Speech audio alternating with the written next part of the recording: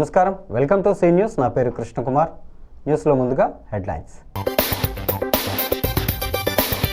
మోందా తుఫాన్ తీరం దాటింది, ఇంకా వెంటాడుతున్న వానగండం.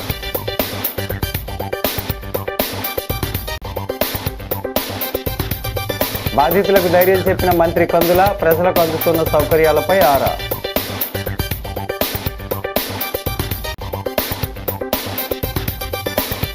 కూటమి అధికారులు సమర్థవంతంగా పనిచేశారు. Rajamahendravaram city MLA Adireddy Vasu.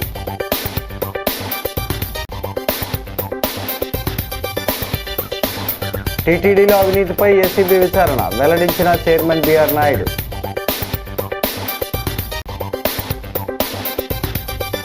ఆరోగ్యశ్రీ పనిచేయకపోవడం దారుణం, కూటమి ప్రభుత్వంపై టీకే విశ్వేశ్వరరెడ్డి ఆగ్రహం. ఇక డీటెయిల్స్ చూస్తే, అలజడి రేపిన మోందా తుఫాన్ మంగళవారం అర్ధరాత్రి తీరాన్ని దాటింది. రాత్రి 12:30కు కాకినాడకు దక్షిణాన నర్సాపురం సమీపంలో తీరాన్ని తాకింది. కానీ వానగండం మాత్రం ఇంకా వెంటాడుతూనే ఉంది. బంగాళాఖాతం కల్లోలంగా మారింది. సముద్ర తీరం వెంట గాలులు బలంగా వీస్తున్నాయి. తీరంలో అలలు ఎగసిపడుతున్నాయి. వానలు దంచి కొడుతూనే ఉన్నాయి. తుఫాన్ ప్రభావంతో పెరిగిన గాలుల తీవ్రత పెరిగింది. చాలా ప్రాంతాల్లో ఈదురుగాలులకు చెట్లు, విద్యుత్ స్తంభాలు విరిగిపడ్డాయి. రాకపోకలకు అంతరాయం ఏర్పడటంతో ప్రజలు ఇబ్బందులు పడుతూ ఉన్నారు. అనేక గ్రామాలకు విద్యుత్ సరఫరా నిలిచిపోయింది. మోందా తుఫాన్ తీరం దాటినా వానగండం ఇంకా వెంటాడుతూనే ఉంది. భారీ నుంచి అతి భారీ వర్షాలు కురిసే అవకాశం ఉంది. శ్రీకాకుళం, విజయనగరం, పార్వతీపురం, మన్యం, అల్లూరి సీతారామరాజు, విశాఖపట్నం, అనకాపల్లి, కాకినాడ, కోనసీమ, తూర్పుగోదావరి, పశ్చిమ గోదావరి, ఏలూరు, కృష్ణా, ఎన్టీఆర్, గుంటూరు, పల్నాడు, బాపట్ల, ప్రకాశం, నెల్లూరు, తిరుపతి జిల్లాలకు వాతావరణ శాఖ రెడ్ అలర్ట్ ప్రకటించింది. జిల్లా కలెక్టర్ కమాండ్ కంట్రోల్ రూమ్ ద్వారా ప్రత్యేక అధికారి కన్నబాబు, కలెక్టర్ కీర్తి చేకూరి నిరంతరం పర్యవేక్షణ చేస్తారు. అధికార యంత్రాంగం యుద్ధ ప్రాతిపదికన సహాయక కార్యక్రమాలు చేపట్టింది.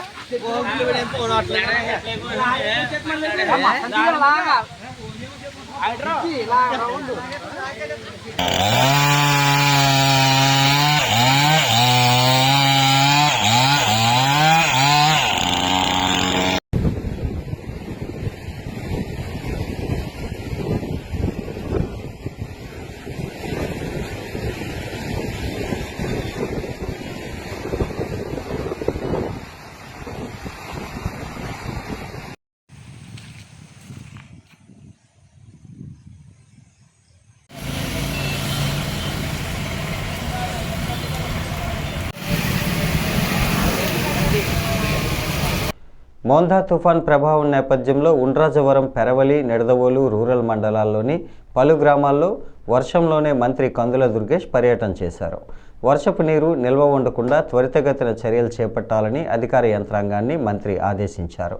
ఈ సందర్భంగా ఉండ్రాజవరం మండలంలోని మోర్త గ్రామ సచివాలయం దగ్గర వాహనాన్ని ఆపి వేగవంతమైన గాలుల ధాటికి రోడ్డుపై అడ్డంగా పడి ఉన్న చెట్లను, విద్యుత్ వైర్లకు ఆటంకంగా ఉన్న చెట్ల కొమ్మలను దగ్గరుండి తొలగించారు. అనంతరం తాడిపర్రు రోడ్డులోని హైస్కూల్లో ఏర్పాటు చేసిన పునరావాస కేంద్రాన్ని సందర్శించి ప్రజలకు, చిన్నారులకు అందుతున్న సౌకర్యాలపై ఆరా తీశారు. వారి యోగక్షేమాలు అడిగి తెలుసుకున్నారు. వైద్య సిబ్బంది ఏర్పాటు చేసిన మందులను పరిశీలించారు. ప్రజలందరికీ అందుబాటులో స్టాక్ ఉందా అన్న వివరాలను తెలుసుకున్నారు. ప్రజలందరి భద్రతకు ప్రభుత్వం, నాయకులు నిరంతరం కృషి చేస్తున్నారని తెలిపారు. ప్రజలు ఇళ్లలోనే ఉండాలని, అత్యవసరమైతే తప్ప బయటకు రాకూడదని మంత్రి దుర్గేష్ పిలుపునిచ్చారు.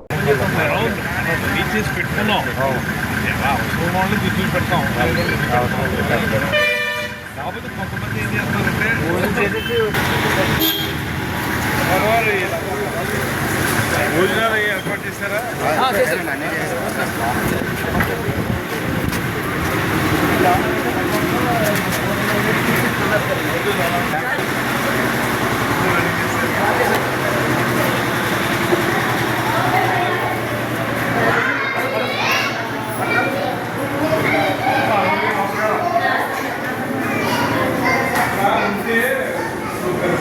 తర్వాత మీరు నెమ్మదిగా తగ్గించడం ఎదురుగా ఎన్ని కొంచెం పెద్దగా బలంగా లేవు కదా, పెద్ద కాళ్ళు వస్తాయి, కాళ్ళు వచ్చి బిగిపోతాయి. పిల్లలకి ఎమర్జెన్సీ మీ ఆడవాళ్ళు కూడా ఆ టైంలో రాలేదు హెల్త్ మీరు చిన్నపిల్లలతో అందువల్ల మన ప్రభుత్వం ఏం చేసిందంటే తీసుకొచ్చారు. మీకు ఏం కావాలమ్మా అది నిమ్మగా అందుకే ఇప్పుడు మనం అందరికీ తీసుకొచ్చాం. తర్వాత నిమ్మదిగా మీరు చెప్పిన వరుసగా చేద్దాం. పిల్లలకి పాలు అవి ఎంఆర్ఆర్. గోదావరిలో వేటకు వెళ్లని కోటిలింగాలపేటకు చెందిన 100 మత్స్యకార కుటుంబాలకు సిటీ ఎమ్మెల్యే ఆదిరెడ్డి శ్రీనివాస్ ఆధ్వర్యంలో తమ భవానీ చారిటబుల్ ట్రస్ట్ ద్వారా బియ్యం, పప్పు, నూనె, ఇతర నిత్యావసరాలను బుధవారం స్వయంగా అందజేశారు. ఈ సందర్భంగా స్థానిక కోటిలింగాలపేట పంప్ హౌస్ వద్ద జరిగిన కార్యక్రమంలో ఆదిరెడ్డి మాట్లాడుతూ మోందా తుఫాన్ వల్ల ప్రజల ప్రాణాలకు నష్టం కలగకుండా చేయడంతో పాటు ఆస్తి నష్టాన్ని కూడా చాలా వరకు నిరోధించేందుకు కూటమి ప్రభుత్వం లక్ష్యంగా నిర్దేశించుకుందన్నారు. సిటీ నియోజకవర్గంలో అధికారులు, కూటమి పార్టీల నాయకులు తనతో పాటు సమర్థవంతంగా పనిచేశారని అభినందించారు. కోటిలింగాలపేట గట్టు వెంబడి నివాసం ఉంటున్న వారికి తమ వంతుగా ఈ సాయాన్ని అందిస్తున్నామని, ప్రభుత్వం ద్వారా కూడా అందించేందుకు అధికారులతో చర్చించి నిర్ణయం తీసుకుంటామన్నారు. 5 ఏళ్లు అధికారంలో ఉండి ప్రజలకు ఎటువంటి మేలు చేయలేని వైసీపీ నాయకులు తుఫానుపై సైతం ట్రోల్ చేసిన విషయాన్ని ప్రజలు గమనించాలని కోరారు. కార్యక్రమంలో కూటమి నాయకులు మజ్జి రాంబాబు, రెడ్డి మణి, వర్రే శ్రీనివాస్, దినేష్ కుమార్, మల్లా వెంకట్రాజు, బుడ్డిగ రవి, దాస్యం ప్రసాద్, ఉప్పలూరి జానకరామయ్య, ద్వార పార్వతి, నిమిష కవి, వెంకటేష్, ఏడిద వెంకటేష్, అస్లాం, అగురు ధనరాజ్, గొర్రెల రమణి, తుల్లి పద్మావతి తదితరులు పాల్గొన్నారు.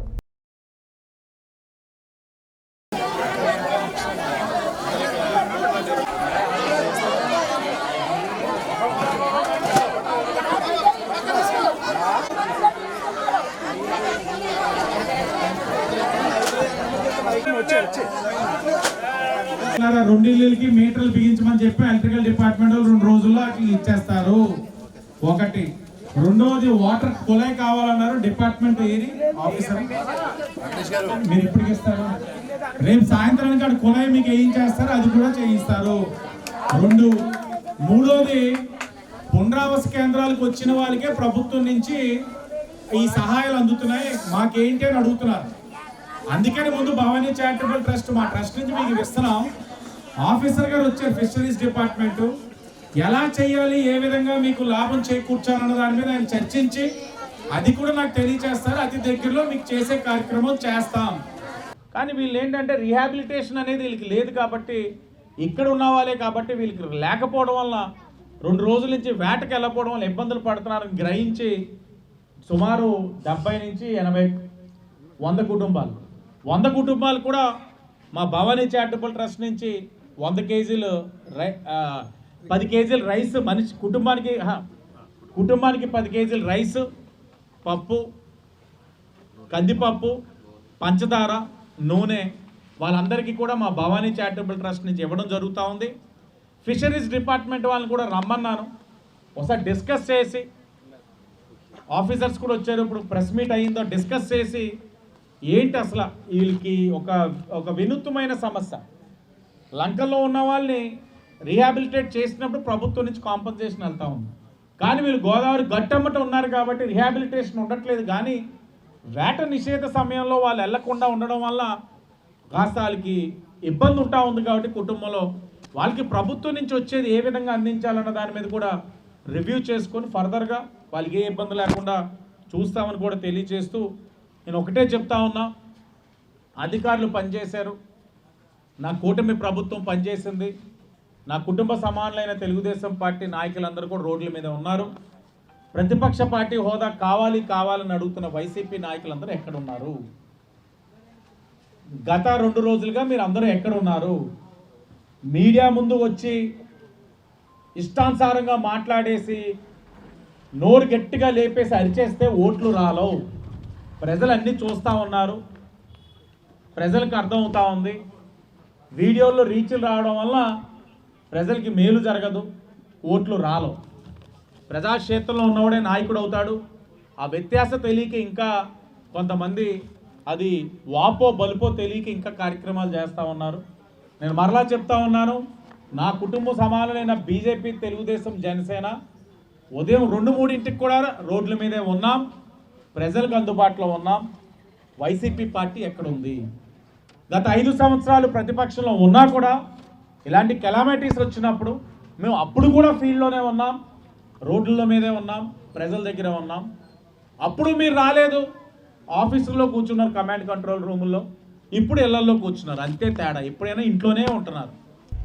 తిరుమల తిరుపతి దేవస్థానం మార్కెటింగ్ విభాగం ద్వారా చేపట్టిన సరుకుల కొనుగోళ్లలో భారీగా అవినీతి జరిగిందని, దీనిపై ఏసీబీతో విచారణ జరిపించనున్నట్లు ధర్మకర్తల మండలి చైర్మన్ బిఆర్ నాయుడు తెలిపారు.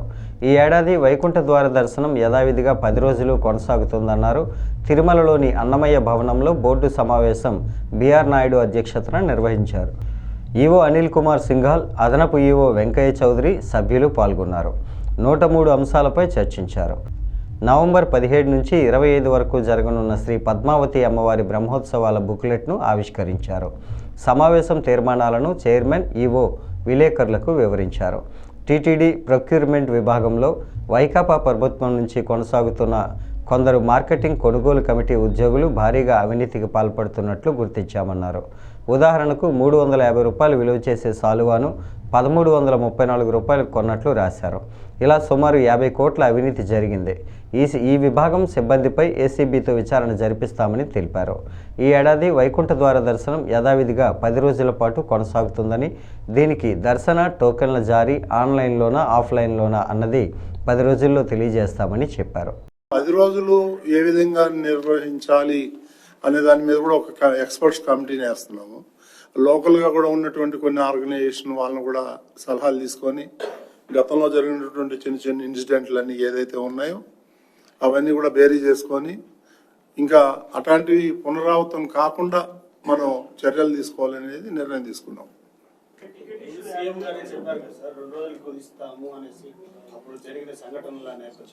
ఆ రోజు సీఎం గారు అన్నమాట వాస్తవం.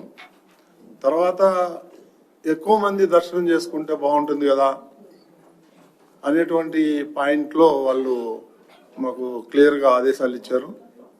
10 రోజులు పెట్టండి, సుమారు 7 లక్షల మంది దర్శనం చేసుకుంటారు కదా అనేటువంటి పాయింట్ వచ్చింది.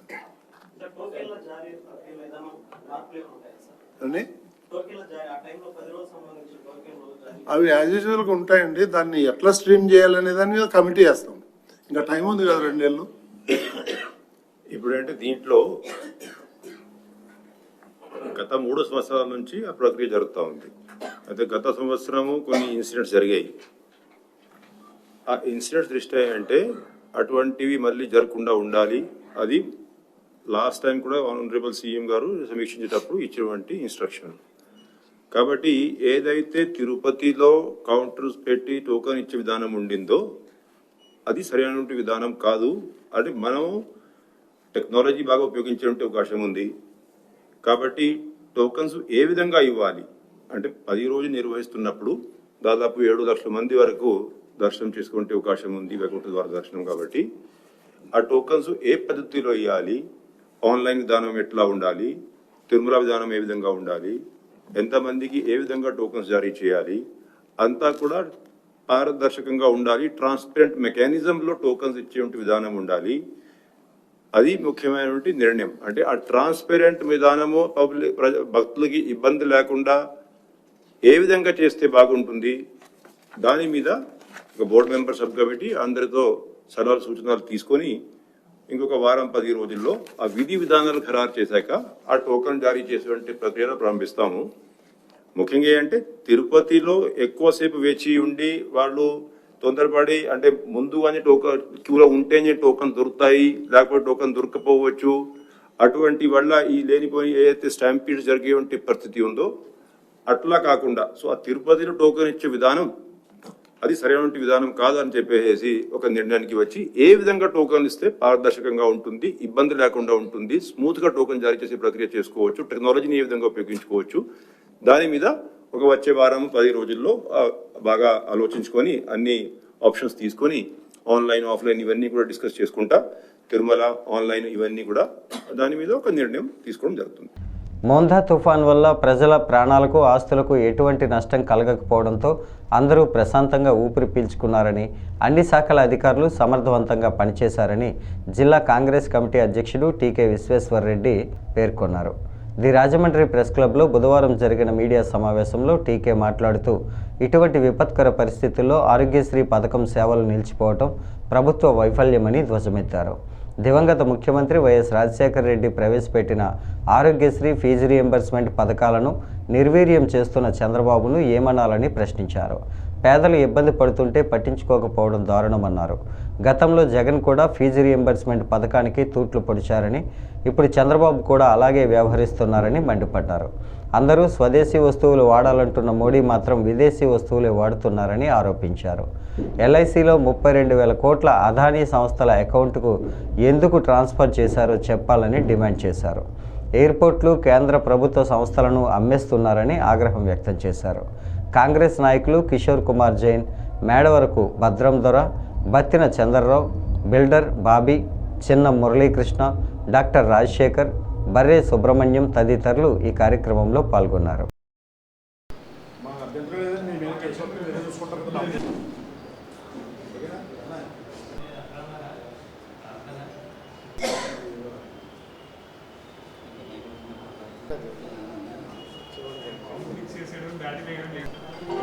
సార్, పత్రికా సోదరులందరికీ కూడా హృదయపూర్వక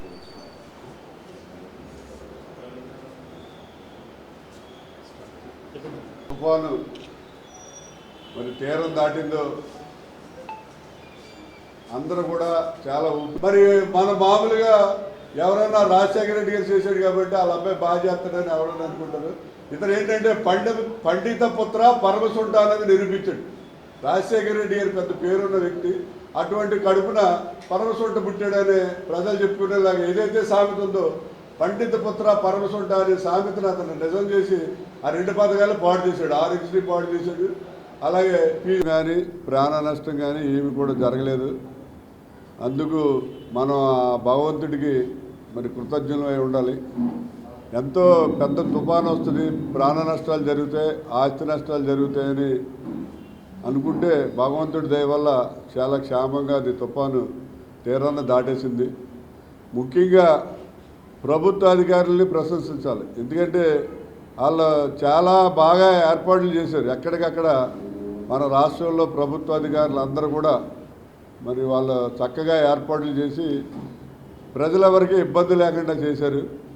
ఆ ఏర్పాట్లు చేసినటువంటి ప్రభుత్వ అధికారులందరికీ కూడా మరి హృదయపూర్వకమైనటువంటి ధన్యవాదాలు తెలియజేస్తున్నాను. ముఖ్యంగా ఇంత భారీ తుఫాన్లో ఆరోగ్యశ్రీ అనే స్కీమ్ లేకుండా చేసినటువంటి మన ముఖ్యమంత్రి చంద్రబాబు నాయుడు గారిని ఏమనాలో తెలియట్లేదండి. ఎందుకంటే ఈ తుఫాన్ అంటేనే చెట్లు ఇరిగి పడిపోతాయి, స్తంభాలు పడిపోతాయి, గోడలు కూలిపోతాయి, ఎవరికొకరికి చెయ్యి ఇరుగుతుంది, కాలు ఇరుగుతుంది, దెబ్బలు తగులుతాయి. అటువంటి సిచ్యుయేషన్లో కూడా ఈవేళ మన రాష్ట్రంలో ఆరోగ్యశ్రీ లేకుండా అనేది చేసేసాడంటే మరి ఈ ముఖ్యమంత్రి ఏమనాలో అర్థం కావట్లేదు. ఎందుకంటే ఈవేళ మరి ఏదైతే రాజశేఖర రెడ్డి గారు ఆరోగ్యశ్రీ పథకం పెట్టి దాని ద్వారా పేద ప్రజలకి అందరికీ కూడా కార్పొరేట్ హాస్పిటల్లో వైద్యం చేయించుకునే అవకాశం కల్పించండి. ఎవరైనా సరే కాలు ఇరిగిపోయినా, చెయ్యి ఇరిగిపోయినా, హార్ట్ అటాక్ అయినా ఏదైనా సరే కార్పొరేట్ హాస్పిటల్కి వెళ్ళి కోటేశ్వరులతో సమానంగా ఆపరేషన్ చేయించుకుంటారు. పూర్వం అయితే ఏదైనా హార్ట్ ఆపరేషన్ చేయించుకోవాలి, హార్ట్ స్ట్రోక్ వచ్చిందంటే మరి లేబర్ కానీ ఆటో డ్రైవర్లు కానీ వీళ్ళందరూ కూడా ఎప్పుడు చచ్చిపోతాడా మన ఇంట్లో అతను అని చెప్పి చూసేవారు. ఆపరేషన్ చేయించుకునే పరిస్థితి ఉండేది కాదు. ఈ ఆరోగ్యశ్రీ పెట్టిన తర్వాత అందరూ హ్యాపీగా మరి ఎంజాయ్ చేస్తున్నారు. అలాగే ఫీజు రియంబర్స్మెంట్, రాజశేఖర రెడ్డి గారు పెట్టిన మరో పథకం ఏంటంటే ఫీజు రియంబర్స్మెంట్. పూర్వం 10th క్లాస్ అయిన తర్వాత పిల్లల్ని ఏ పనికో ఆ పనికో పంపిస్తారు. మరి అటువంటిది ఏమీ లేకుండా మన రాజశేఖర రెడ్డి గారు ఫీజు రియంబర్స్మెంట్ పథకం పెట్టిన తర్వాత సామాన్య ప్రజలు కూడా వాళ్ళ పిల్లల్ని ఇంజనీర్లు, డాక్టర్లు చదివించుకోవడం జరిగింది. ఎందుకంటే ఈ ఫీజు రియంబర్స్మెంట్ పెట్టి ఇంజనీర్ అయినా, డాక్టర్ అయినా, లేకపోతే డిగ్రీ అయినా ఏదైనా కూడా ఫీజు రియంబర్స్మెంట్లో వచ్చి వాళ్ళు ఇంజనీర్లు, డాక్టర్లు అయ్యారు. చాలామంది పత్రికా సోదరులు కూడా వాళ్ళు ఇంజనీరింగ్, డాక్టర్ చదివించే స్తోమత లేకపోయినా కూడా రాజశేఖర రెడ్డి గారు పెట్టే ఈ ఫీజు రియంబర్స్మెంట్ పథకం వల్ల వాళ్ళు ఈవేళ డాక్టర్లు, ఇంజనీర్లు అయ్యారు. అలాగే అనేక మంది ముస్లిమ్స్ ఆడపిల్లలు కూడా ఈవేళ డాక్టర్లు అయ్యారు. ఇటువంటి బ్రహ్మాండమైన స్కీములు రెండు కూడా రాజశేఖర రెడ్డి గారు పెట్టాడు. దానివల్ల ఈవేళ రాజశేఖర రెడ్డి గారిని రాష్ట్ర ప్రజలు దేవుడు అంటారు. ఈ చంద్రబాబు నాయుడు గారి కోరిక ఏంటంటే రాజశేఖర రెడ్డి గారిని బీటౌట్ చేయాలి, అతనికంటే గొప్పవాడిని నేను అనిపించుకోవాలని చెప్పి ఈ రెండు పథకాలు కూడా ఆరోగ్యశ్రీ పథకం కానివ్వండి, ఫీజు రియంబర్స్మెంట్ పథకం కానివ్వండి, ఈ రెండు పథకాలని అతను సమూలంగా నాశనం చేసేయాలనే దృఢ సంకల్పంతో ఉన్నట్టుగా నాకు అనిపిస్తుంది. మోందా తుఫాన్ నేపథ్యంలో భారీ వర్షాలు కురుస్తున్న నేపథ్యంలో ఎదుర్కొనేందుకు అధికార యంత్రాంగంతో కలిసి సిద్ధంగా ఉన్నామంటూ గోపాలపురం ఎమ్మెల్యే మద్దిపాటి వెంకటరాజు అన్నారు. ప్రభుత్వం సహాయ చర్యలు చేపట్టిందని, ఆందోళన వద్దని కోరారు. రైతులతో కలిసి ఎర్రకాలువ గట్లను పరిశీలిస్తున్న సమయంలో ఆర్టీజీఎస్ కేంద్రం నుంచి తుఫాన్ ప్రభావాన్ని పరిశీలిస్తున్న మంత్రి నారా లోకేష్ ఎమ్మెల్యే మద్దిపాటికి ఫోన్ చేశారు. నియోజకవర్గంలో తుఫాను ప్రభావితం కారణంగా ముంపు ప్రాంతాల్లో ఉన్న పరిస్థితిని గురించి ఆరా తీశారు. తుఫాన్ను ఎదుర్కొనేందుకు తీసుకున్న చర్యలను మద్దిపాటి వివరించారు. ప్రజలకు ఇబ్బందులు ఉన్న చోటు నుంచి పునరావాస కేంద్రాలకు తరలించాలని మంత్రి లోకేష్ సూచించగా, పునరావాస కేంద్రాలకు తరలించడంతో పాటు 10,000 మందికి ఆహారాన్ని, తాగునీటిని కూడా సిద్ధం చేసి ఉంచామని మద్దిపాటి వివరించారు. పొలాలు ముంపు బారిన పడకుండా డ్రైన్లు క్లియర్ చేసే అంశంపైన దృష్టి పెట్టాలని మంత్రి లోకేష్ అన్నారు. ఇబ్బందికర పరిస్థితులు ఎదురైతే వెంటనే తమ దృష్టికి తీసుకురావాలని సూచించారు.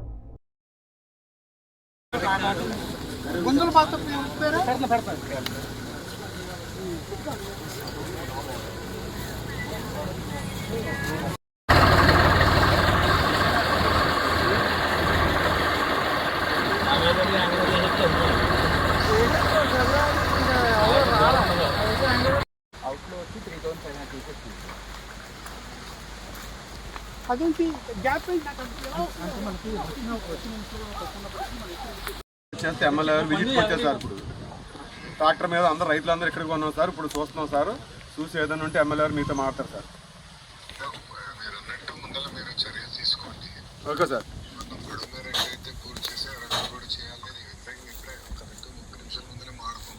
Okay sir. ఈ కాలువలు ఎక్కడెక్కడ రాష్ట్రంలో 10-12 ఉంటాయి. గట్టి వర్షాలు పడినప్పుడు వరదలు వచ్చి కొంచెం పొలాలపై నీళ్ళు వస్తున్నాయి. అవును సార్. మంది ఉంది దాంట్లో, అది ఎన్ని మోడర్నైజ్ కూడా చేద్దాము. అలాగే సార్. ఇది 2018 వరదలప్పుడే ఈ గళ్ళన్నీ పడిపోయినాయి సార్. తర్వాత వచ్చిన 5 సంవత్సరాలు గవర్నమెంట్ ఏమీ కనీసం ఒక ఇసుబస్తా కూడా వేయలేదు సార్ ఇందులో. దానివల్ల ఈ గళ్ళు చాలా ప్రమాదంగా ఉన్నాయి సార్. రైతులు ఎమ్మెల్యే ప్రతి వెళ్ళినప్పుడల్లా రిక్వెస్ట్ లెటర్ ఇస్తున్నారు సార్. మళ్ళీ ఏదైనా ఫ్లడ్ ఎఫెక్ట్ ఏమైనా వస్తుందని భయపడి రైతులు అందరూ ఎమ్మెల్యే రిక్వెస్ట్ చేస్తే ఇప్పుడు విజిట్కి వచ్చారు సార్. చూస్తున్నారు సార్ అందరూ. Okay sir. Okay sir, thank you sir. MLA గారు కూడా ఈ విషయంలో మానిటరింగ్ బాగా చేస్తున్నారు సార్. 2 days నుంచి కంటిన్యూ చేస్తున్నారు సార్ ఎమ్మెల్యే గారు సార్.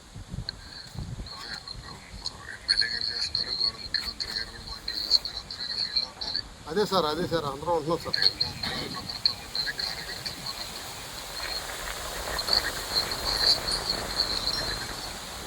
ఉంటాం సార్ తప్పనిసరి సార్.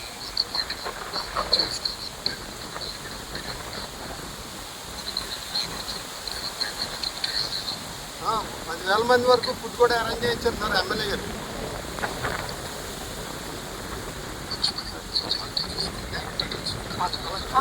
అన్న నమస్కారం అన్న, మేము ఉంటాను. భోజన ఏర్పాట్లు అవి కూడా చేసుకున్నాం అన్న. అట్లా నమస్కారం అన్న. అట్లా థ్యాంక్ యూ. వికసిత ఆత్మనిర్భర్లో భాగంగా అమృత సంవాద్ కార్యక్రమం రాజమండ్రి ప్రధాన రైల్వే స్టేషన్లో జరిగింది. ఈ కార్యక్రమంలో స్టేషన్ అభివృద్ధి కార్యక్రమాలు, పలు సమస్యలు పరిష్కరిస్తామని హామీ ఇచ్చారు. స్టేషన్లో మందుల దుకాణం ఉండాలని సూచించారు. అలాగే ప్లాస్టిక్ రహిత స్టేషన్గా ఉండాలని ప్రతి ఒక్కరికి చేతి సంచులు అందజేశారు. ADEN Mutyala Rao, station master Ranganath, CTI Chandramouli, IAW MDK Valli, CCI Kalyan Kumar, HC Rohit, DRUC members Viswanatha Sharma, Koyyana Kumari, railway station advisory board member Nayi Brahmana రాష్ట్ర కార్పొరేషన్ డైరెక్టర్ యానాపు ఎస్తో పాటు మిగిలిన members Poturaju, Subrahmanyam, Bhoji Hariram, Bandi Satyaprasad, K Ramakrishna, Chintapalli Satish, M Parasuram, Paidiboina Surendra, Krishnamachari, Tangella Srinivas, K సురేష్లు పాల్గొన్నారు.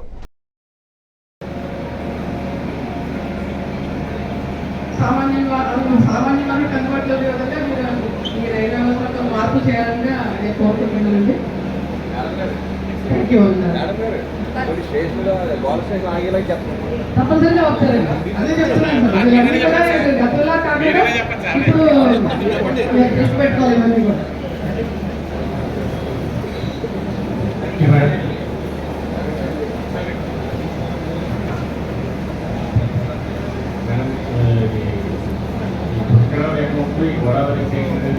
అధికారుల దృష్టి తీసుకెళ్ళు. అలాగే ఏదైతే అభివృద్ధిలో భాగస్వామ్యంలో మాకు ప్రభుత్వం ఎంపీ గారు, అలాగే ప్రధానమంత్రి గారు, మా కోపల్ గారు, లోకల్ ఎమ్మెల్యే బుద్ధి గారు, ఆనంద్ గారు, ప్రతి ఒక్కరు కూడా ఈ ఇందులో భాగస్వామ్యం అభివృద్ధి చెందాలని చెప్పి ప్రతి ఒక్కరు ఆకాంక్షిస్తున్నారు. అలాగే మా బోర్డు నెంబర్లు కూడా మీరు ఏ అవకాశం ఉంటుందో మీరు కూడా వాలంటీర్గా పనిచేయడానికి ఎల్లప్పుడూ సిద్ధంగా ఉంటామని చెప్పి తెలియపరుస్తున్నాం. మోందా తుఫాన్ కారణంగా గోదావరి లంకల్లో నుంచి తీసుకువచ్చి చందా సత్రంలో పునరావాసం కల్పించిన మత్స్యకారులను రాజమహేంద్రవరం సిటీ ఎమ్మెల్యే ఆదిరెడ్డి శ్రీనివాస్ బుధవారం పరామర్శించారు. వారికి అందిస్తున్న సేవలను అడిగి తెలుసుకున్నారు. ప్రభుత్వ పరంగా వారికి కల్పించాల్సిన సౌకర్యాలు అధికారులు కల్పిస్తున్నారో లేదో అడిగి తెలుసుకున్నారు. వారికి నాణ్యమైన ఆహార పదార్థాలు అందించాలని, అవసరమైన మెడిసిన్ అందుబాటులో ఉంచాలని అధికారులకు సూచించారు. అలాగే నిత్యం వైద్య సిబ్బంది వారికి అందుబాటులో ఉండాలని ఆదేశించారు. తుఫాన్ కారణంగా వేటకు వెళ్లని నేపథ్యంలో అలాగే పునరావాస కేంద్రంలో ఉన్న మత్స్యకారులకు ప్రభుత్వం 25 కేజీల బియ్యం, కిలో చొప్పున పంచదార, కందిపప్పు, ఆయిల్ తదితర నిత్యావసర వస్తువులను అందించనుందని, ఈ మేరకు ముఖ్యమంత్రి చంద్రబాబు నాయుడు ప్రకటన చేయడం జరిగిందని తెలిపారు. అనంతరం పునరావాస కేంద్రంలోని మత్స్యకారులకు దుప్పట్లు పంపిణీ చేశారు. టీడీపీ నాయకులు శెట్టి జగదీష్, ఇన్నమూరి దీపు, ఉప్పలూరి వెంకటరామయ్య తదితరులు ఆయన వెంట ఉన్నారు. ఇది మనకి 3,000 రూపాయలు కూడా అకౌంట్లో వేయాలి కదా. లాస్ట్ టైం కొంచెం మిస్ అయ్యింది, మ్యాపింగ్ అవ్వలేదు. అది కూడా మేము ఆర్టీఓ గారు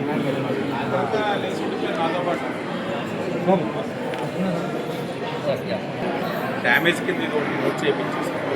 అంటే ఈ మత్స్యకారులది ఫిషరీస్ డిపార్ట్మెంట్ ఆడ వస్తున్నారు కదా, నేను వాళ్ళకి కూడా చెప్తాను.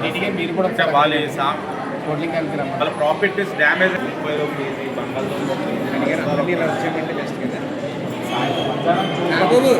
వాతావరణం ఒకసారి అందరినీ రమ్మని సార్ మాట్లాడుతున్నారు కదా. నేను పదే రెండు అన్నా, ఎందుకంటే జాగ్రత్త తీసుకోవడం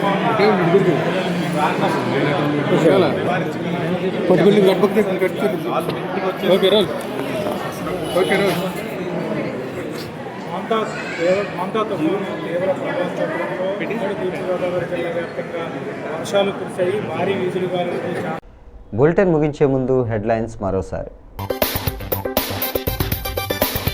మోందా తుఫాన్ తీరం దాటింది, ఇంకా వెంటాడుతున్న వానగండం.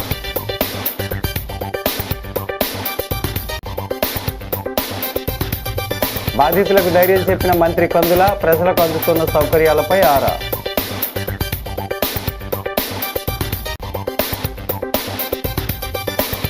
కూటమి అధికారులు సమర్థవంతంగా పనిచేశారు. Rajamahendravaram city MLA Adireddy Vasu.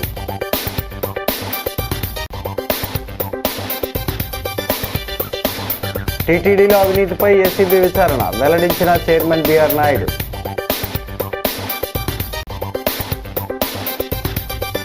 ఆరోగ్యశ్రీ పనిచేయకపోవడం దారుణం, కూటమి ప్రభుత్వంపై టీకే విశ్వేశ్వరరెడ్డి ఆగ్రహం. ఈ వార్తలు ఇంతటితో సమాప్తం. నమస్కారం.